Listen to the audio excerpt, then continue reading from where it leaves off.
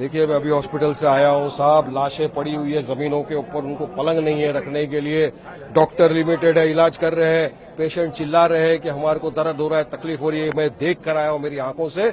और कोई भी इस चीज का जिम्मेदार है, चाहे सेंट्रल गवर्नमेंट हो, स्टेट गवर्नमेंट हो, रेलवे प्रशासन हो, या जो भी जवाबदार है, उसके खिलाफ सख्त से सख्त कार्रवाई करनी चाहिए, एफआईआर रजिस्टर करना चाहिए और ऐसे लोगों को सलाखों के पीछे डालना चाहिए। और बात यही नहीं रुकती, 5 लाख का मुआवजा देने से किसी की जान तो वापस नहीं आ जाएगी। जिस मां ने अपना बेटा खोया है, जिस पत्नी ने अपना पति खोया, वो तो वापस नहीं आएगा ना।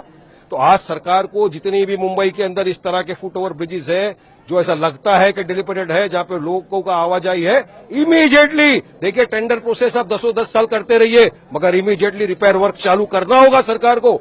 हमको बुलेट ट्रेन की जरूरत नहीं है। मुंबईकर को रोज जो ट्रेवल करता है ट्रेन से, आपके मेरे माँ बहन हम जो ट्रेवल करते हैं, हमको जरूरत है सुविधा की। ट्रेनों में, प्लेटफॉर्मों में सुविधा की जरूरत है। मैं पूछना चाहता हूं सरकार से कि इतने साल में पैसेंजर के सेफ्टी के लिए क्या बजट एलोकेट किया है इन लोगों ने, बताइए मुझे। आप लोग हमसे सवाल करते ना बार बार, कुछ एलोकेट नहीं किया है। इसलिए आज पैसेंजर बेचारा घर से निकलता है सुबह काम पे जाने के लिए, दशहरे के लिए फूल लेके जा रहा है आदमी, और उसका इस तरह से स्टैम्पेड में जान चले जाती है। तो मैं सरकार से बतलवा करता हूं कि इमीडिएट हाई लेवल इंक्वायरी बिठाई जाए और जो कोई भी इन्वॉल्व है इसके अंदर प्रशासन का, उसको सलाखों के पीछे डाला जाए। 304 कल्पेबल होमिसाइड का सेक्शन लगाया जाए, नॉन बेलेबल, और इमीडिएट जितने भी इस तरह के फुट ओवर ब्रिजेस है उनका काम शुरू फौरी तौर पे होना चाहिए और जल्द से जल्द काम चालू करके खत्म करना चाहिए।